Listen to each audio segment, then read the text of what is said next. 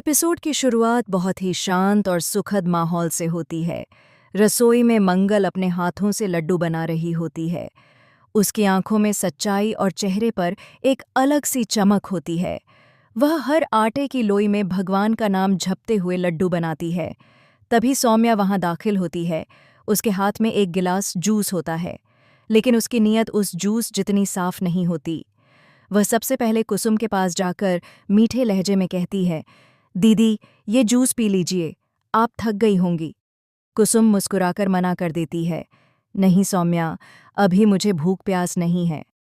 सौम्या का चेहरा एक पल के लिए फीका पड़ जाता है, लेकिन तुरंत ही वह चालाकी से हंसकर मंगल के पास जाती है और कहती है, मंगल, तुम इतनी देर से काम कर रही हो, थोड़ी देर बैठकर जूस पी लो। मंगल बिना उसकी तरफ देखे कहती है, नहीं सौम्या, आज मेरा व्रत है, मैं कुछ खाऊंगी पीऊंगी नहीं। यह सुनकर सौम्या की आंखों में झुंझलाहट झलकती है। वह धीरे से बुदबुदाती है, अगर मंगल कुछ खाएगी पिएगी ही नहीं तो मैं नींद की गोली कैसे दूंगी। उसी वक्त कुसुम वहां आती है और मंगल को प्रसाद का थाल पकड़ा देती है। ये लो मंगल, तुम व्रत पर हो, भगवान का प्रसाद खा लो, फिर काम कर लेना। इतने में डॉक्टर का कॉल आता है और कुसुम जल्दी से फ़ोन रिसीव करके बाहर चली जाती है। सौम्या मौके का फ़ायदा उठाती है और अपनी साड़ी की प्लीट्स से एक शीशी निकालती है। उसमें से नींद का इंजेक्शन निकालकर प्रसाद में मिला देती है। उसकी आंखों में शैतानी चमक होती है। मंगल जैसे ही थाल लेने आती है और प्रसाद खाने को होती है कि अचानक आदित्य अपनी शरारतों में व्यस्त गेंद खेलते हुए वहां आ जाता है। वह गेंद इतनी तेजी से मारता है कि सीधा प्रसाद पर जा गिरती है और पूरा प्रसाद जमीन पर बिखर जाता है। सॉरी दीदी, आदित्य मासूमियत से कहता है। मंगल कुछ समझती ही है कि तभी सौम्या गुस्से में चीख पड़ती है, हर बार मेरा काम बिगाड़ देता है तू, तुझे खेलनी ही क्यों होती है फुटबॉल हर वक्त। लेकिन किसी को सौम्या की असली नाराजगी का राज नहीं पता चलता। अगले ही सीन में पूरा परिवार मंदिर पहुंचता है। माहौल बहुत ही आध्यात्मिक होता है।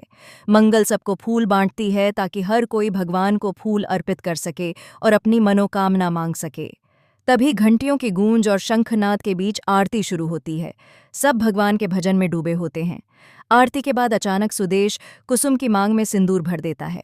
यह देखकर आदित्य हैरान होकर पूछता है, ये क्या कर रहे हो?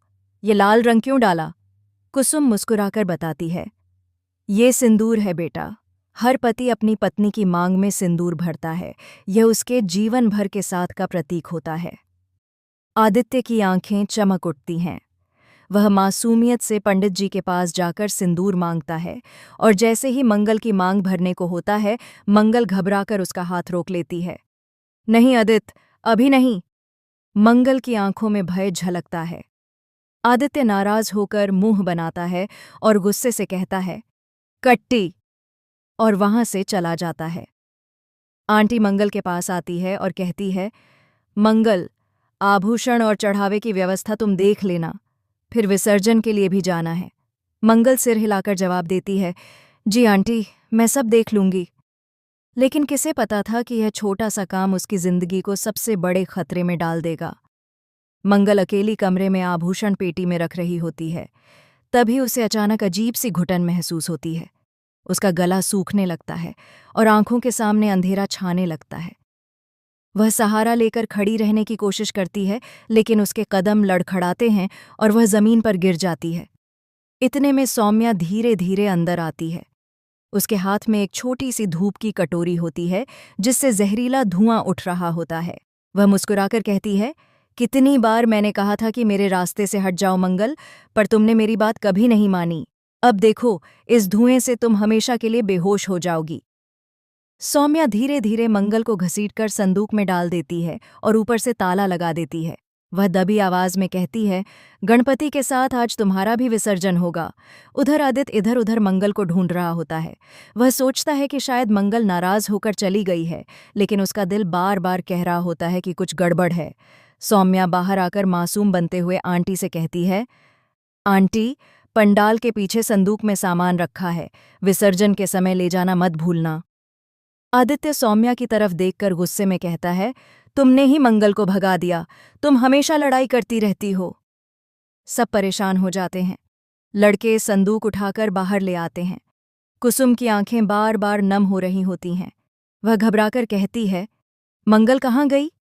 सौम्या तुरंत सांत्वना देती है, चिंता मत करो कुसुम, मंगल यहीं कहीं होगी। आइए, हम विसर्जन शुरू करते हैं। सब लोग नाव में बैठ जाते हैं।